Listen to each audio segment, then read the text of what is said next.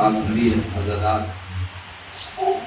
صبح سے لے کر رات تک مسلسل اس بے پناہ گرمی میں تمام مجالسوں میں شرکت کر رہے ہیں. یقیناً اس کا آج آپ کو جو ہے شہزادی ادا کرے جان اس سے آپ کم سبھی عزاداروں کی اس مناسبت سے سماعت فرمائیں کہ جو ان کے ذکر میں مصروف ہو رہے ہیں یہاں، جو ان کے ذکر میں مصروف ہو رہے ہیں یہاں، فرشتے ان کے گناہوں کو دھو رہے ہیں وہاں. فرشتے ان کے گناہوں کو دھو رہے ہیں وہاں. اور بسط خلوص جو آتے ہیں ان کی مجلس میں، انہیں کے خلد میں تعمیر ہو رہے ہیں مکان. بسط خلوص جو آتے ہیں ان کی مجلس میں، بسط خلوص جو آتے ہیں ان کی مجلس میں، انہی کے خلد میں تعمیر ہو رہے ہیں مکان. انہی کے خلد میں تعمیر ہو رہے ہیں مکان. حضرت بس کمو آئی کہوں کہ تاکہ کچھ اشعار جناب عزت کے حوالے سے بھی پیش کرتے ہیں. ہمارے پاس تھا نہیں لیکن اور شب 6 محرم میں آپ بہتر جانتے ہیں کہ کل شہزادہ علی اصغر سے انشاءاللہ ذکر ہوگا مسلسل، اور انشاءاللہ کچھ فضائل کے اشعار پیش کیے دے رہے ہیں. انشاءاللہ بھی سواری میں اور وہاں میں اور ذاکری میں آپ مسائل سماعت کریں گے. جناب عزت کے حوالے سے خطاب حضرت نعرہ صلی اللہ سماعت فرمائیں کہ شبیر کے جھولے کو جھلانے میں لگے ہیں. شبیر کے جھولے کو جھلانے میں لگے ہیں. جبریل بھی پہچان بنانے میں لگے ہیں. جبریل بھی پہچان بنانے میں لگے ہیں. اور یہ کس کے تبسم نے کیا ہے ابھی حملہ، یہ کس کے تبسم نے کیا ہے ابھی حملہ. سب تیروں کما جان بچانے میں لگے. یہ کس کے تبسم نے کیا ہے ابھی حملہ، یہ کس کے تبسم نے کیا ہے ابھی حملہ. سب تیروں کما جان بچانے میں لگے. یہ کس کے تبسم نے کیا ہے ابھی حملہ، سب تیروں کما جان بچانے میں لگے ہیں. 4 مصرے اور سماعت فرمائے کہ عقیدتوں کے گوہر رولنا بھی آتا ہے. عقیدتوں کے گوہر رولنا بھی آتا ہے. درے نجات مجھے کھولنا بھی آتا ہے. عقیدتوں کے گوہر رولنا بھی آتا ہے. درے نجات مجھے کھولنا بھی آتا ہے. اور بتا دیا علی اصغر نے آگے مقتل میں، بتا دیا علی اصغر نے آگے مقتل میں، میں بے زباں ہوں مگر بولنا بھی آتا ہے. میں بے زباں ہوں مگر بولنا بھی آتا ہے. میں بے زباں ہوں مگر بولنا بھی آتا ہے. باواز بلند نعرہ سلوات اللہم صلی اللہ محمد و آلہ. بس آخر میں ایک مطلب 2 شعر سماعت فرمائے کیونکہ گرمی بہت ہے، وقت بھی زیادہ ہو گیا، اگلی مجلس بھی ہے. ایک باواز بلند نعرہ سلوات کہ کیا بتاؤں مقام اصغر کا، کیا بتاؤں مقام اصغر کا. اس میں حیدر ہے نام اصغر کا، اس میں حیدر ہے نام اصغر کا. اور مرتبہ ان کا کم نہیں سمجھو، مرتبہ ان کا کم نہیں سمجھو. دی بچانا ہے کام اصغر کا، دی بچانا ہے کام اصغر کا. اور یہ شعر بطور خاص کہ اپنے بچوں کی پرورش کے لیے، اپنے بچوں کی پرورش کے لیے لکھ دو جھولے پہ نام اصغر کا، لکھ دو جھولے پہ نام اصغر کا. اقامہ سے بلند نعرہ سلام صلی اللہ محمد و آلہ محمد. صلی اللہ محمد و آلہ محمد.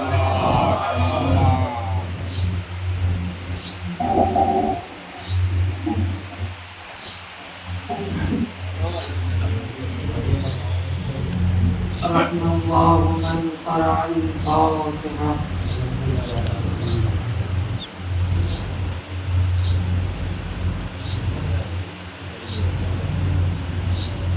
ما شاء الله لا حول ولا قوة إلا بالله العلي العظيم حسبنا الله ونعم الوكيل نعم المولى ونعم النصير أعوذ بالله من الشيطان الرجيم الصلاة والسلام على أشرف الأنبياء والمرسلين سيدنا وشفينا وذنوبنا مولانا ومولى الثقلين جد الحسن والحسين بالقاسم محمد اللهم صل على محمد وعلى وعلى أهل بيته الطيبين الطاهرين المعصومين المنتقبين المنتجبين أما بعد فقد قال رسول الله صلى الله عليه وآله وسلم إن لقتل الحسين حرارة في قلوب المؤمنين لا تبردوا أبدا صلوات محمد اللهم صل على محمد وعلى محمد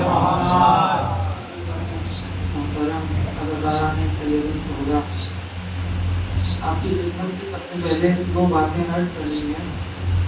وہ یہ کہ ہمیں ہر عزادار سے گزارش ہے، ہر فرش عزا بچھانے والے سے، ہر ذاکر سے، ہر خطیب سے، ہر دوستان سے، ہر پیشوان اور جو بھی عزادار امام حسین علیہ السلام میں ہر کسی بھی طریقے سے شرکت کر رہا ہے، اس سے یہ گزارش ہے کہ نماز کے وقت عزاداری کو روکا جائے.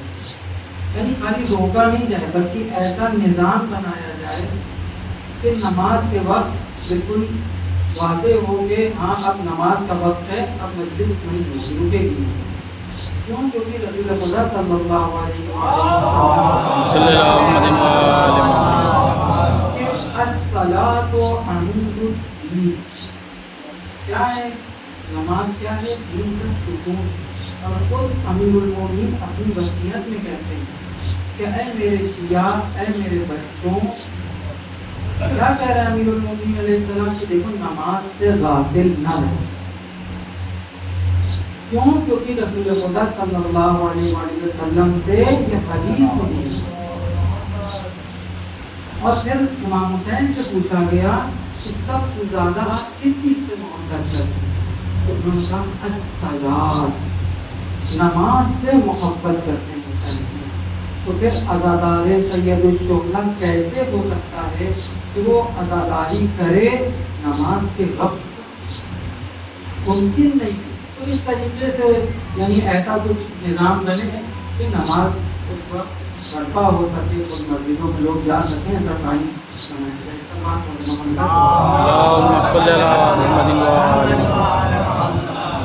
اس لیے بیان کیا کیونکہ جو بھی ممبر پہ آتا ہے طالب علم کی یہی ذمہ داری ہے کہ اس کا رابطہ جو ہے وہ عوام سے ایسا ہی ہوتا ہے.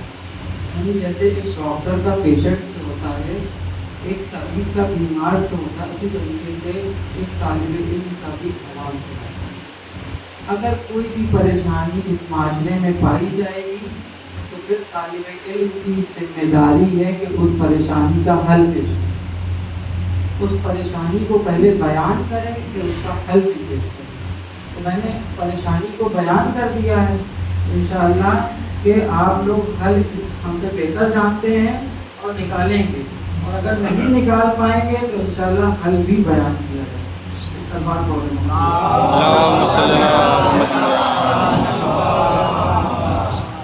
یہ ماہ محرم میں چاند نمودار ہوا ہے اور پھر لوگوں کی آنکھیں غمگین ہو گئی ہیں، ماں بارگاہ آمادہ ہو گئے ہیں. لوگوں نے علم اور تعزیے کو تیار کر دیا ہے، عزاداروں نے کالے کپڑے پہن لیے اور لوگ گروہ در گروہ امام حسین کی عزاداری میں شرکت کرنے کے لیے آ رہے ہیں. کیوں آ رہے ہیں؟ کیونکہ خود رسول خدا صلی اللہ علیہ وسلم حدیث ہے کہ اِنَّا لِقَتْلِ الْحُسَيْنِ حَرَارَةً فِي قُلُوبِ الْمُؤْمِنِينَ. کیا کہہ رہے ہیں؟ بے شک قتل حسین کی وجہ سے مومنین کے دلوں میں ایک حرارت پائی جا رہی، ایک محبت پائی جا رہی. یہ عشق حسین ہے جو اتنی رات میں ہمیں اس عزاخانے میں پیچھے لے گیا، ہمیں مجبور کر رہا ہے، ہمیں یہ آواز دے رہا ہے کہ آ جاؤ عشق حسین ابن علی میں. کیوں؟ کیونکہ جو حسین ابن علی سے محبت کرتا ہے پھر گویا وہ اللہ سے محبت کرتا ہے. کیوں؟ کیونکہ رسول خدا صلی اللہ علیہ وآلہ وسلم کی حدیث ہے صلی اللہ علیہ وسلم کہ احب اللہ من احب حسینا، جس نے اللہ سے محبت کی اس نے حسین ابن علی سے محبت کی. یعنی حسین کا راستہ اللہ کا راستہ ہے، کسی اور کا راستہ نہیں ہے. دنیا میں انسان بہت چیزوں سے محبت کرتا ہے لیکن کہیں پر یہ دعوے کے ساتھ نہیں کہہ سکتا ہے کہ یہ اللہ تک پہنچا ہے. لیکن واحد ایک ذات حسین ابن علی ہے کہ جس سے انسان نے محبت اگر دل سے کی ہے تو وہ اللہ تک پہنچائے.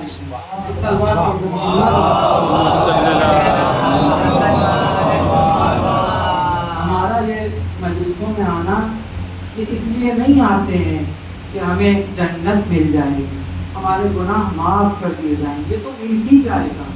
لیکن یہ عشق حسین ہے. کیوں؟ کربلا کی وادی وادی عشق ہے.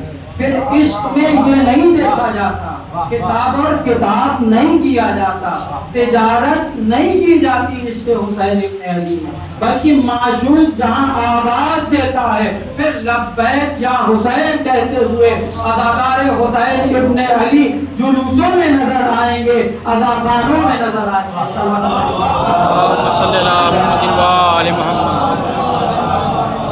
کربلا میزان حق اور باطل یعنی ایک ترازو ہے، اس میں تولا جائے گا کہ کون حق پر ہے کون باطل پر. کربلا میں دو خیمے تھے، صرف ایک حق کا خیمہ تھا ایک باطل کا خیمہ. لیکن کربلا سے پہلے اور بھی بہت سے خیمے پائے جا رہے تھے، لیکن امام حسین ابن علی نے صرف امت مسلمہ کو دو خیموں میں تقسیم کیا، بلکہ اور بڑا اگر وسیع دائرہ بنایا جائے تو انسانوں کو دو خیموں میں تقسیم کیا گیا. ایک حق کا خیمہ ہوگا ایک باطل کا خیمہ ہوگا. پھر اس کے بعد تیسرا خیمہ وجود میں نہیں آ سکتا ہے. کیوں؟ کیونکہ حضرت عباس نے خط کھینچا ہے اس دو خیموں کے ابوالفضل عباس اگر خط کھینچ دیں پھر کیسے ممکن ہے کہ حق اور باطل ایک ساتھ ہو جائیں. کربلا سے پہلے یہ ہوا ہے کہ حق اور باطل کو جوڑا گیا ہے، لیکن ابوالفضل عباس نے حق اور باطل کو جدا کر دیا. پھر یا حق پہ ہوگے یا باطل پہ ہوگے، تیسرا خیمہ نہیں ہو سکتا ہے. اور پھر امام حسین ابن علی نے بارہا یہ بتا دیا ہے کہ ہم کس لیے نکلے، اپنے قیام کا مقصد بتایا ہے. سب سے پہلا امام نے کہا کہ امت کی اصلاح کے لیے نکلا ہوں، یعنی حق والا کیا کرے گا؟ امت کی اصلاح کرتا ہوا چلا ہر پیمانے پہ. یعنی اگر اپنے محلے میں ہے تو محلے کی حیثیت، اگر معاشرے میں اتنا رسوخ ہے تو اس حیثیت سے امت کی اصلاح کرے. پھر کیا کہا؟ امر بالمعروف. امر بالمعروف یعنی نیکی کی دعوت دیتا ہوا نظر آئے. پھر کیا کرے گا؟ نہیں انل منکر، اور برائیوں سے لوگوں کو روکے گا. اور امت مسلمہ میں اور کیا ہونا چاہیے؟ امام حسین نے بتایا. کیا بتایا؟ کہ سیرت رسول خدا کو زندہ کرنا، سیرت امیر المومنین علیہ السلام کو زندہ کرنا. لوگ ہم سے پوچھتے ہیں کہ آپ کربلا کا غم کیوں مناتے ہیں؟ اتنے سال ہو گئے، اب ختم کر دیجیے، کیوں مناتے؟ تو امام نے جواب دیا تھا، ہم نے آپ کو مجلس میں عرض کیا تھا کہ امام نے کیا جواب دیا؟ جس طرح تم غدیر کو بھول گئے ہو، کیا چاہتے ہو کربلا کو بھی بھلا دیا؟ تم نے غدیر کو بھلا دیا ہے، اسی لیے اب کربلا کو بھلایا نہیں چاہیے. اور پھر کربلا کو زندہ رکھنے کی ذمہ داری اسی لیے اللہ نے لی ہے. اور کس کے کاندھوں پر دی ہے؟ اپنے آخری حجت کے کاندھوں پر دی. یعنی ہم آپ اگر فرش عزا بچھا رہے ہیں تو وقت کے امام کے حکم کے تحت بچھا رہے ہیں، ورنہ کسی کی مجال ہے کہ وقت کا امام اگر نہ چاہے تو وہ فرش عزا بچھا پائے، وہ ذکر حسین کر پائے، بلکہ کوئی بھی نہیں کر سکتا ہے۔ وقت کا امام کے حکم پہ ہم لوگ فرش عزا بچھاتے ہیں۔ پھر ہماری فرش عزا کا مقصد بھی وہی ہونا چاہیے۔ امام نے مختلف جگہوں پر خطاب کیا ہے۔ ابھی میں غدیر کی بات کر رہا تھا تو پہلے اس کو واضح کر دوں کہ کیوں کہا امام نے کہ جس طرح غدیر کو تم نے بلا دیا کربلا کو بھی بلانا چاہتے ہو۔ غدیر کا خطبہ رسول خدا نے 1.5 گھنٹے کا تقریباً دیا ہے۔ تقریباً اگر نارمل طریقے سے پڑھا جائے تو 1.5 گھنٹے لگیں گے، 5 منٹ آگے 5 منٹ زیادہ نہیں ہو سکتا ہے، 1.5 گھنٹے گنا پکڑیے گا۔ لیکن امام حسین علیہ السلام نے اسی غدیر کے خطبے کو خلاصہ کیا ہے اپنے مقصد سے۔ یعنی اگر کسی کو خلاصے خطبہ غدیر دیکھنا ہے تو مقصد امام حسین کو دیکھنا ہے، اور امام حسین مظہر ہدایت ہے۔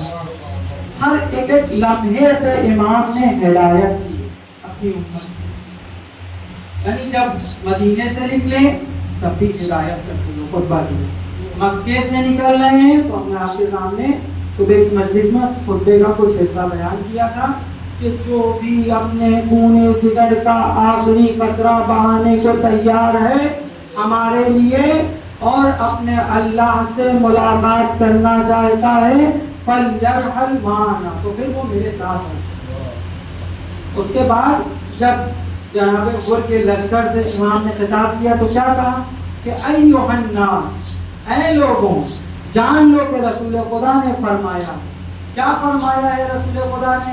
رسول خدا نے کہا ہے کہ اگر تم نے ظالم اور جابر حکمرانوں کو برداشت کیا اور حلال خدا کو حرام کرنے والے کو برداشت کیا اور حرام خدا کو حلال کرنے والے کو برداشت کیا تو جان لو کہ تمہارا بھی حشر وہی ہوگا جو اس حکمراں کا ہوگا۔ یہ ہدایت کی ایسے ہی نہیں اور امام کے خیمے میں چلے آئے، ان کی تربیت امام حسین نے کچھ لمحوں میں کر، پھر غر نے فیصلہ کر لیا ہے کہ حق کدھر ہے اور باطل کدھر۔ پھر صبح عاشور اور حسین کے خیمے میں آئے۔ حسین کا خیمہ کون سا خیمہ ہے؟ جو جنت کا خیمہ، کیونکہ جہاں حسین وہی جنت، پھر جنت کہیں اور نہیں ہے بلکہ حسین کے خیمے میں۔ پھر وہاں پیاس مانے نہیں رکھتی، کیونکہ جب کوئی جنت میں آ جائے تو اس کے لیے پیاس کیا بڑی۔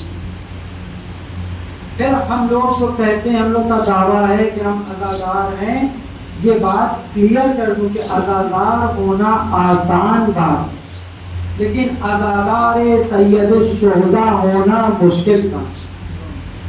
عزادار وہ ہے جو محرم آتا ہے کالے کپڑے پہن لیتا ہے، فرش عزا پہ آ جاتا ہے اور چلا جاتا ہے، پھر 2 مہینے 8 دن کے بعد وہ کہیں دکھائی نہیں دیتے، وہ کہیں پر بھی بلکہ اپنے ذریعے معاش میں لگا ہوا ہوگا، جس طریقے سے پہلے زندگی گزار رہا ہوگا ویسے ہی ابھی بھی زندگی گزار رہا ہے۔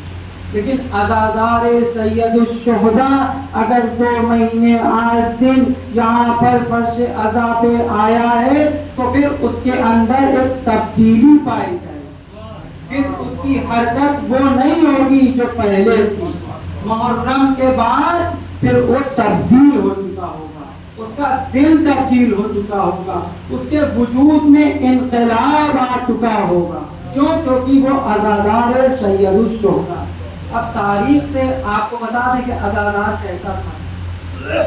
عمر جو دوسرے عبداللہ ابن عمر جو دوسرے خلیفہ کے بیٹے تھے، بہت مقدس شخصیت بھی ہے، جناب مختار کی رہائی میں ان کا بہت اہم رول بھی ہے۔ تو جب وہ امام حسین مدینے سے نکل رہے تھے تو ان کا سامنا ہو گیا امام حسین، کیونکہ فرزند رسول کہاں جا رہے ہیں؟ انہوں نے کہا کہ میں تو نکل رہا ہوں۔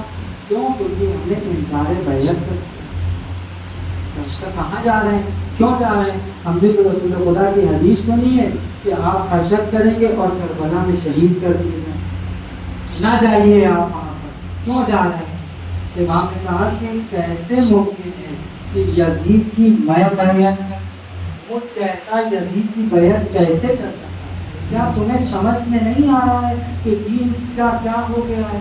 جیسے ایک ظرف کو الٹ دیا جائے، اس میں جتنا سامان بچے گا، جتنا پانی بچے گا، اتنا دین باقی رہے گا۔ پھر حسین ابن علی جو محافظ شریعت ہے، وہ کیسے چپ بیٹھ جائے؟ تو ان کا اچھا ٹھیک ہے آپ جا تو رہے ہیں، پہلے تھوڑا گریہ کیا رسول خدا کی، کیونکہ حدیث تھی کہ، اور یہ بھی ان کو معلوم تھا کہ جو آپ کے ساتھ نہیں جائے گا وہ ذلت و رسوا ہو جائے گا، کیونکہ رسول خدا نے ان کو بتا دیا۔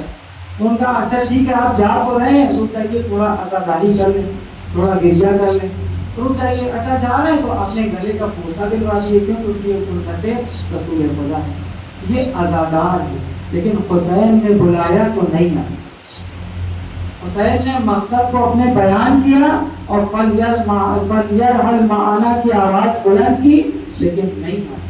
یہ عزادار تھے، کیونکہ عزادار سید الشہداء نہیں ہے۔ روئے تو تھے لیکن محبت میں روئے تھے، محبت میں نہیں۔ معرفت حسین ابن علی نہیں، جبکہ اللہ ہم سے کہہ رہا ہے کہ مودت کی شرط ہے، محبت کی شرط نہیں ہے، کیونکہ محبت کو امام حسین ابن علی نے خود ہمارے دلوں میں ڈال دی کہ ہمیں محبت سے مودت تک پہنچنا ہے۔ اس فرش عزا کا یہی مقصد ہے کہ محبت تو ہمارے دلوں میں ہے، تبھی ہم یہاں پر آئے، تبھی ہم سینہ زنی کرتے ہیں، تبھی ہم جلوسوں میں جاتے ہیں، لیکن محبت کافی نہیں ہے، بلکہ مودت تک جانا۔ مودت اور محبت میں فرق ہے۔ علماء کہتے ہیں مودت کیا ہوتی ہے؟ یعنی وہاں پر معرفت ہوتی ہے، معرفت جہاں ہوگی وہاں عمل سے بھی ظاہر ہوگی، یعنی سیرت رسول خدا، اگر ہمیں رسول خدا سے مودت ہے تو ہم عمل بھی وہی کریں گے جو رسول خدا ہے۔ ہم اہل بیت اطہار سے اگر محبت کرتے ہیں تو ہمارا عمل بھی وہی ہوگا جو اہل بیت انجام دیں، ورنہ صرف محبت ہے، مودت نہیں۔ پھر کہہ رہا ہوں کہ فرش بچھانا آسان ہے لیکن فرش عزا بچھانا مشکل ہے۔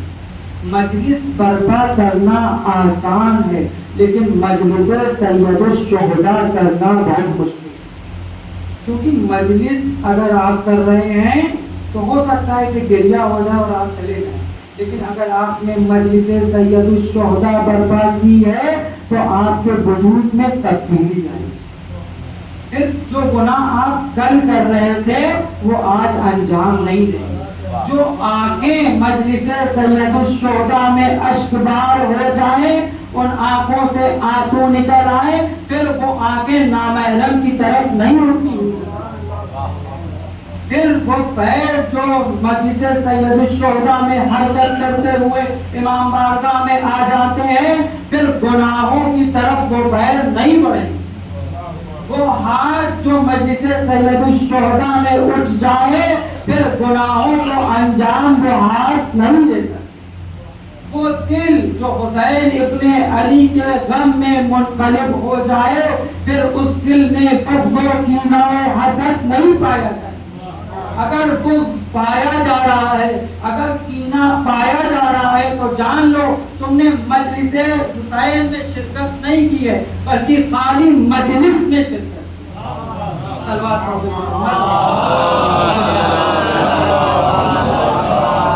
اسی طریقے سے شاعر ہونا آسان بات لیکن شاعر اہل بیت ہونا بہت مشکل ہے۔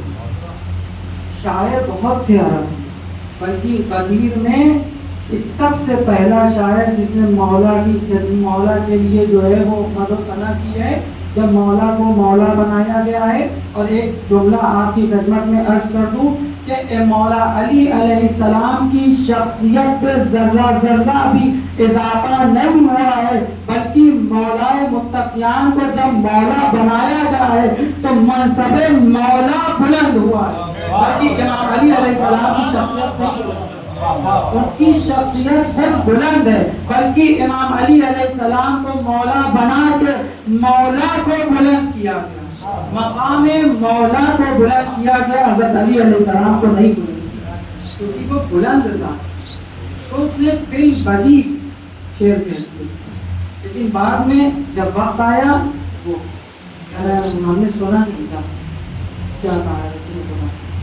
یعنی 1.5 گھنٹے کا خطبہ اس کو سمجھ نہیں آیا، تو وہ شاعر تھا، شاعر اہل بیت، کیوں؟ کیونکہ شاعر اہل بیت تجارت نہیں کرتا، پھر اس کی نظریں مومنین کی جیبوں پر نہیں ہوتی، بلکہ خلوص نیت سے وہ شعر کہتا ہے، تب جا کے جنت میں اس کے لیے ایک بیت کا، ورنہ جنت میں کچھ نہیں ملے گا بلکہ جہنم ملے گی، اور دنیا میں بھی ذلیل و رسوا۔ ایک وقت تک تو عزت ملے گی، لیکن ایک وقت کے بعد ایسا زوال آئے گا پھر تمہیں پوچھنے والا کوئی نہیں۔ لیکن اگر تم شاعر اہل بیت ہو گئے ہو، اگر تم نے دیوبند کی سیرت کو اپنا لیا ہے تو جان لو پھر تم تجارت نہیں کرو گے غم حسین کی، بلکہ تم عشق حسین سے شعر کہو۔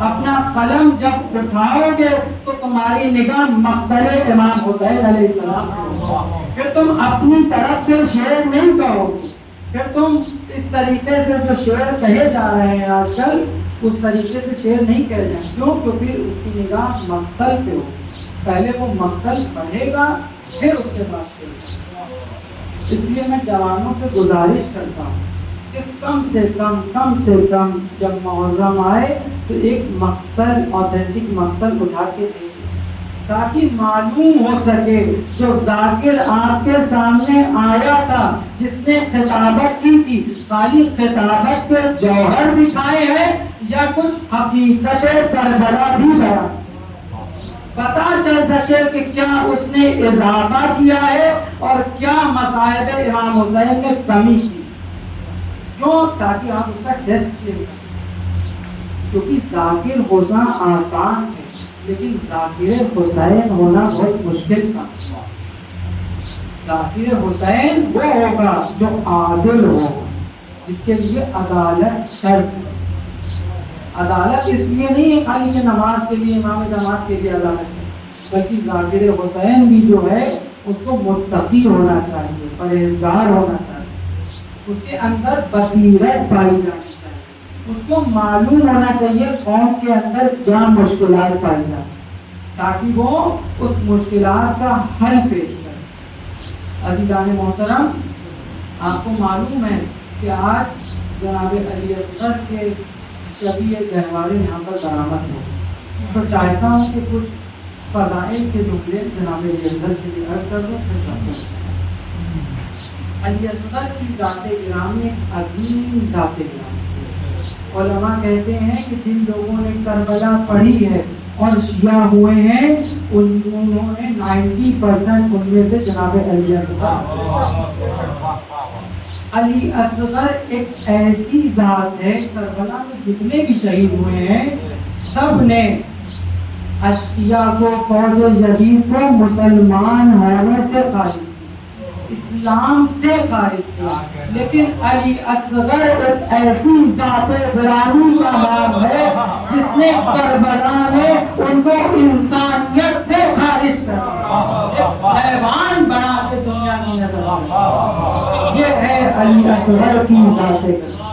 علی اصغر کے تبسم نے تاریخ میں یہ بتا دیا کہ یہ حقیر ہے، ہنس کے بتایا ہے جناب علی اصغر نے، اپنے تبسم سے یہ بتا دیا کہ تم کچھ نہیں، تمہارے پاس تیر کے علاوہ کچھ نہیں، تمہاری سرکش میں جو آخری تیر تھا وہ تم، اور جان لو یہ تیر تم نے دیکھا تو ہے لیکن یہی تیر، یہی میرا گلا حسین کی جیت کا اعلان اور تمہاری شکست کا اعلان۔ اسی لیے علماء کہتے ہیں کہ زیادہ سے زیادہ علی اصغر علیہ السلام کی سیرت کو بیان کیا، ان کے مصائب پڑھے جائیں، ان کے بارے میں ذکر ہو، کیونکہ علی اصغر، جناب علی اصغر کے اندر ایک ایسا کھچاؤ ہے پھر وہ دلوں کو منفرد کر دیتا ہے، پھر مجبور ہو جاتا ہے کہنے پہ کہ کربلا میں انسان نہیں بلکہ حیوان پائے جا رہے، حیوان پائے جا رہے تھے کربلا۔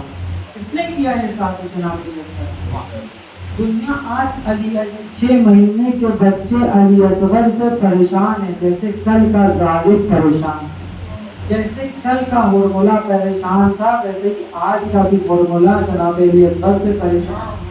جو شوم علی اصغر برپا کیا جا رہا ہے وہ اس بات کی دلیل ہے، اور دنیا کو ہم اعلان کر کے بتا رہے ہیں کہ وقت عمر سعد اپنا تیر لے کے آؤ، وقت ہرملا اپنا تیر لے کے آؤ، اور حسین ابن علی کے غلام، یہ علی اصغر کے غلام اپنا گلا دینے کے لیے آمادہ ہو چکے۔ تم نے ایک علی اصغر کو شہید کیا تھا نا، ہم ساری دنیا کو علی اصغر بنا دیں گے۔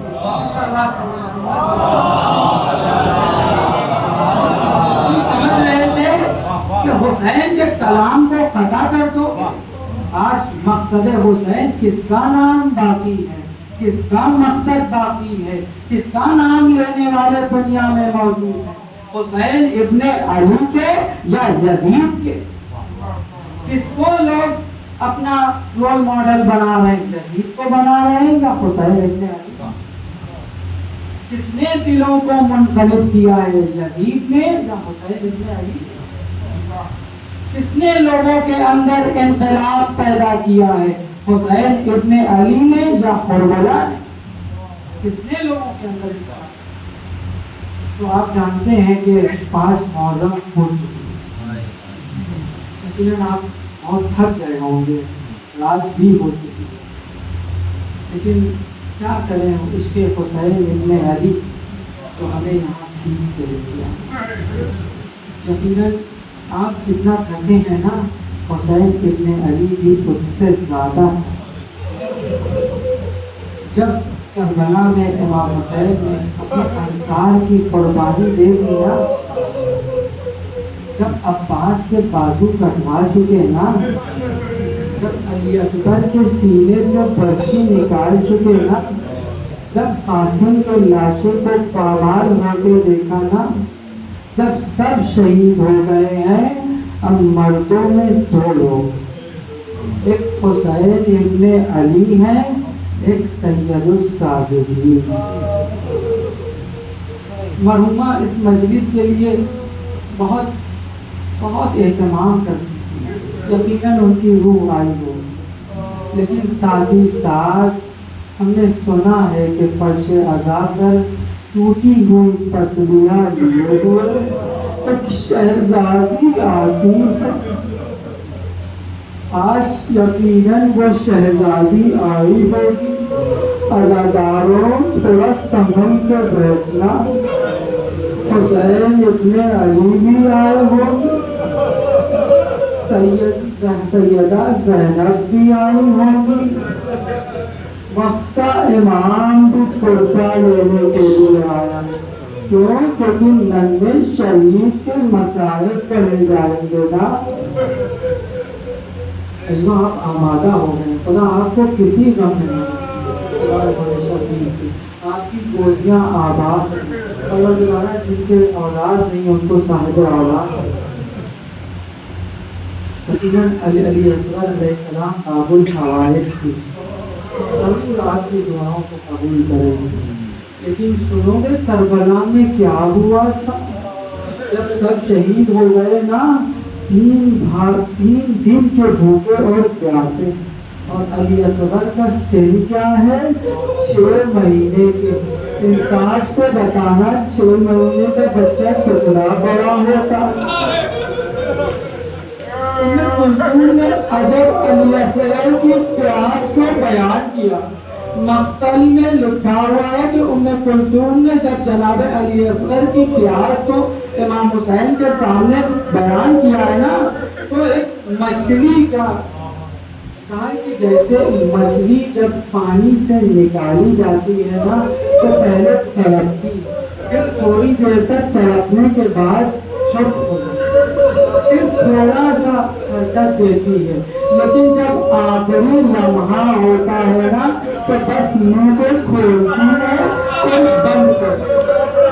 बस अली असगर अलैहिस्सलाम की प्याज का वही आलम। हुसैन इब्ने अली ने हल में नासे यंसुर नाती सरा बुलंद की है ना, अली असगर ने अपने को झूले से गिरा दिया है। कहवा पर इमाम हुसैन ने आवाज दी, ये कैसा कुरान पढ़ता है। एक मर्तबा जनाबे ज़ैनब कहती है कि अली असगर ने अपने को झूले से गिरा दिया। कहती शायद प्यार की शिद्दत की वजह से अली असगर ने अपने को झूले से गिराया। अली असगर को आमादा करो, मैं जाऊंगा सवाल आपके लिए। अरे इधर जनाबे अली असगर को आमादा किया गया। जनाब इमाम हुसैन अलैहिस्सलाम अपने अबा के दामन में अपने इस चश्माए को, करबला की जलती धूप है, अरे लेके बढ़ रहे हैं मैदाने कारवार की तरफ। आप लोग आवाज़ा रहे। जनाब इमाम हुसैन अलैहिस्सलाम बढ़ रहे हैं मैदाने कारवार की तरफ। जालिम देखता है तो सोचता है कि शायद इमाम हुसैन अलैहिस्सलाम कुरान ला रहे हैं। एक मर्तबा जब नजदीक होते हैं और आबा का तो अमल उठाते हैं तो क्या देखते हैं कि 6 महीने का शीलकार है, जिसकी माँ का दूध भी खुश्क हो चुका है। अरे अज़ादारो इमाम हुसैन अली असगर को बुलंद करते हैं। अरे साथ ये कौसर का बेटा सवाले आप कर रहा है। साथ ये कौसर का बेटा है और सवाले आप कर रहा है। एक मर्तबा कहते हैं इमाम हुसैन, अगर तुम ये चाहे समझते हो कि इसके बदले मैं पानी पीऊंगा तो ये वैसे करबला की जलती जमीन पर लिटाए देना। इमाम हुसैन करबला की जलती जमीन पे अली असगर को लिटाते हैं। अली असगर एलिया लगा है। एक मर्तबा हाथों में लेते हैं, अपनी आवाज में लेके अजीब जुमला कहते हैं, तुम भी तो उज्जते बना के पढ़ दो, अपनी उज्जत को तमाम करो।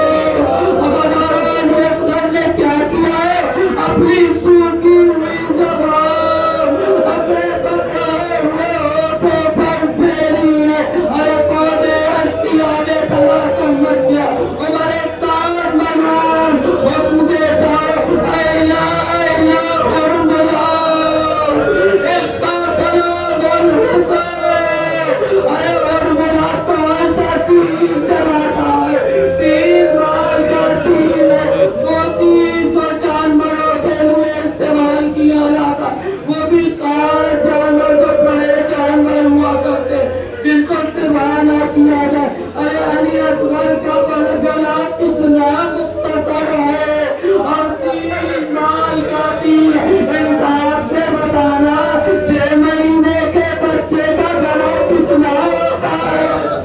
अरे तीर माल का तीर चला, अरे तीर अली असगर को गले पर चेपता हुआ इमाम हुसैन के बाजू पर लगा। बल्कि मक्तल अजीब जुमला लिखते, ये गलत कह रहे हो कि अली असगर के गले पर छेदा है, बल्कि नहीं किया गया है अली असगर को।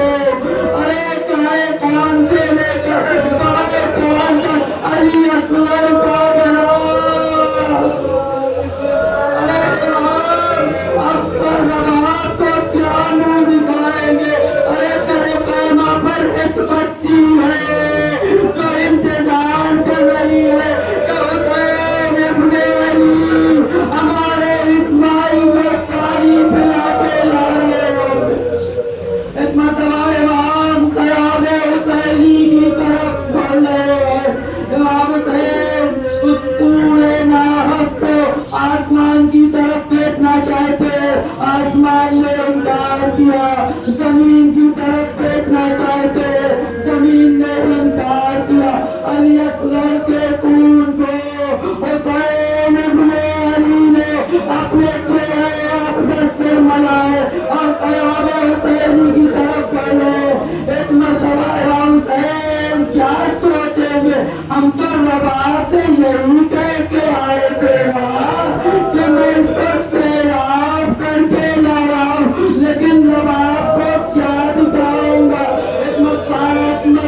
कहते हैं इन्ना लिल्लाह, कभी आगे जाते हैं कभी पीछे आते, समझ में नहीं आ रहा है कि कैसे रबाब को उसकी अमानत हवाले की जाए।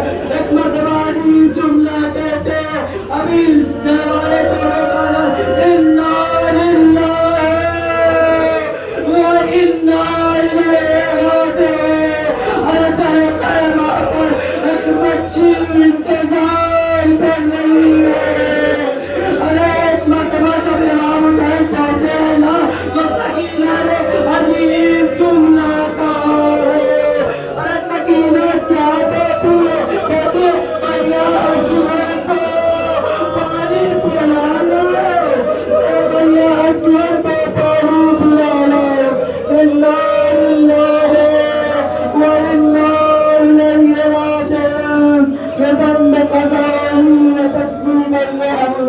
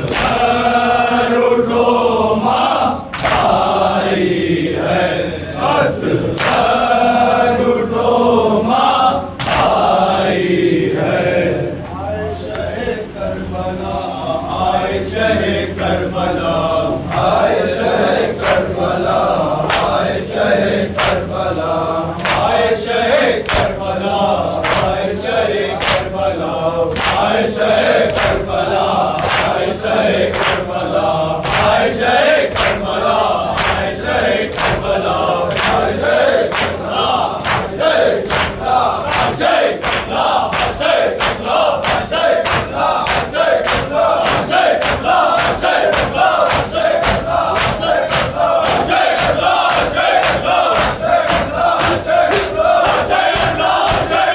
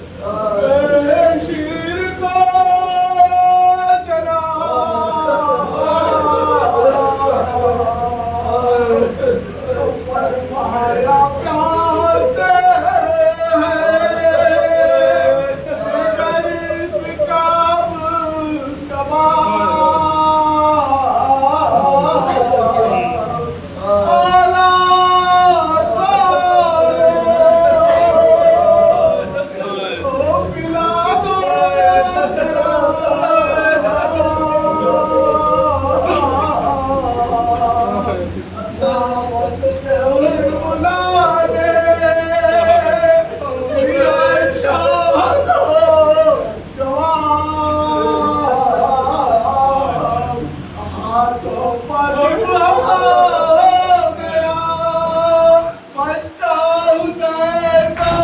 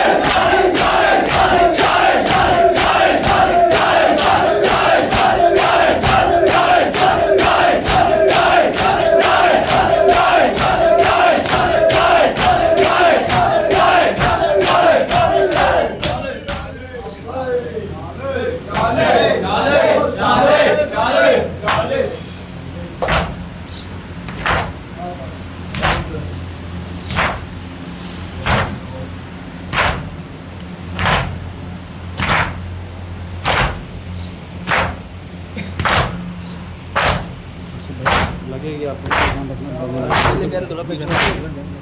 Right side